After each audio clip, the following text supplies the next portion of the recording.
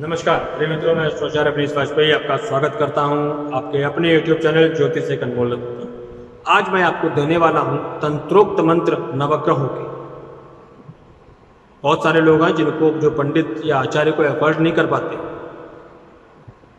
सीधी सी बात है, कोई जाप कराने जाओ तो खर्चा होता है और उसमें दोष भी नहीं है। आचार्य के लिए खर्चा करना जरूरी भी है, क्योंकि आचार्य की पूरे दिन की मेहनत लगती है। बहुत सारे लोग तो ऐसे हैं जो आचार्य को पैसा देने में हिचकिचाते हैं। कहते हैं जी ये तो बैठे बैठे पूजा कर लेते वर्ष हैं, और इनका क्या है जी, बैठ के पूजा कर ले, यहाँ तो पैसे चले गए हमारे। अरे भाई, एक आसन पर बहुत देर बैठना ये कोई सहज काम नहीं है।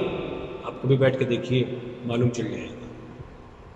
खैर, ये अलग का बात है। मैं फिर भी आप लोगों को तंत्रोक्त मंत्र की विधि बता देता हूं। जरूरी नहीं कि आचार्य से पूजन कराया जाए, खुद भी कर लें, परंतु ध्यान रहे शुद्धि होनी चाहिए। अगर शुद्धि नहीं है तो उसके दुष्प्रभाव भी होते हैं। मैं बहुत साफ कहता हूं, नो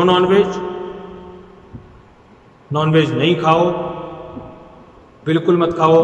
दारू इत्यादि ये चीजें भी ना करें, ना नॉनवेज खाएं ना दारू इत्यादि पिएं। मैं सीधी बात बोलता हूं, बहुत साफ। स्पेशली जप काल के दौरान या अनुष्ठान के दौरान तो बिल्कुल नहीं। पहली बात, मैंने इससे पहले वीडियोस बनाए हुए हैं, इसमें मंत्र की विधि और उनके नियम सावधानियां इत्यादि बताया हुआ है। उनका ध्यान रखें, उनको देख लें और समझ लें। मैं तंत्रोक्त मंत्र दे रहा हूं कि सब तक पहुंच जाएं। अब आपकी सामर्थ्य नहीं है तो किसी आचार्य से करवाएं। होता क्या है, आचार्य से क्यों करवाना पड़ता है? क्योंकि ये जो मंत्र होते हैं इनकी एक संख्या दी गई है, इतनी संख्या में करने होते हैं, एक निश्चित अवधि होती है। ऐसा नहीं जी आपने 1 लाख मंत्र कर लिए तो रोज एक माला करते जा रहे हो, साल भर निपटा दिया आपने। ऐसा नहीं होता है, क्योंकि साल भर आप शुद्ध नहीं रह सकते। इसलिए इस अनुष्ठान को जितनी जल्दी समाप्त किया जाए उतना बेहतर है, ताकि आप शुद्धता में भी रहें और आपका अनुष्ठान भी कंप्लीट हो जाए। इसलिए हम आचार्य को नियुक्त करते हैं, क्योंकि आचार्य केवल यही कार्य करने आता है। वो आपके अनुष्ठान को अनुष्ठान की तरीके से देखता है, पूरे दिन अनुष्ठान करता है, जब करता है, और शीघ्र इसको खत्म कर देता है, ताकि आपको अभी समय ना लगे।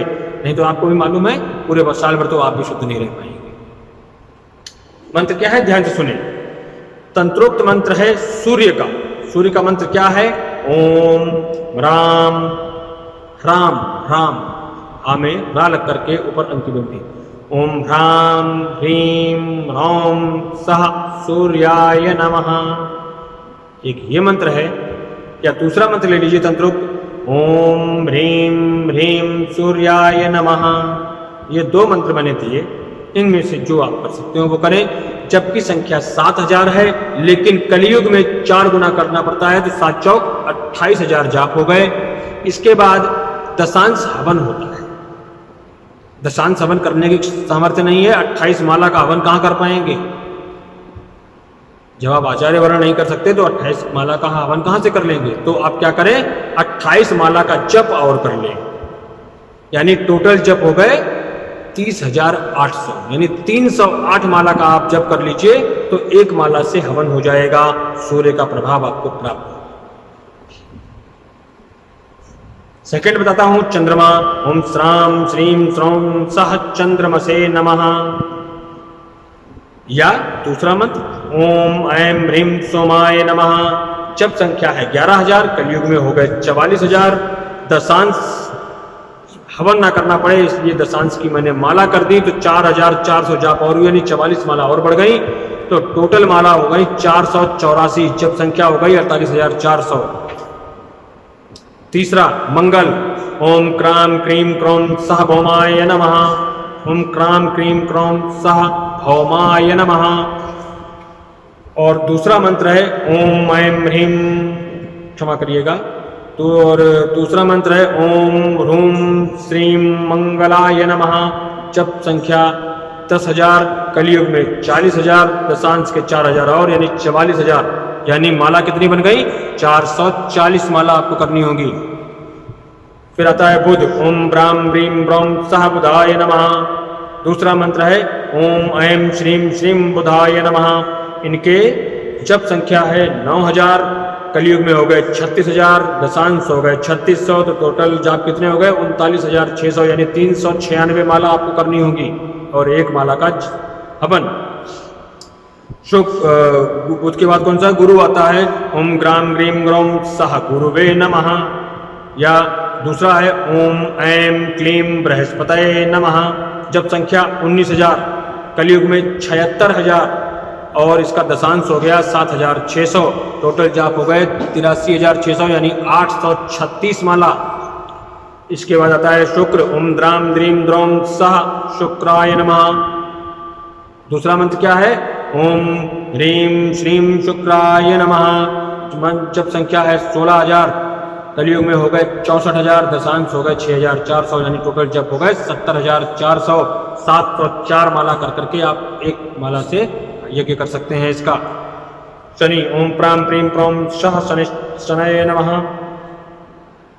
ओम प्राम प्रीम प्रोम सह शनये नमः या शनिश्चराय नमः भी कर सकते हैं।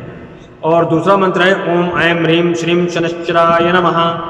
जब संख्या है 23,000, कलयुग में हो गए 92,000 और इसका दशांश हुआ 9,200 यानी 1,01,200 जाप करने हैं यानी माला हो गई 1,012 माला।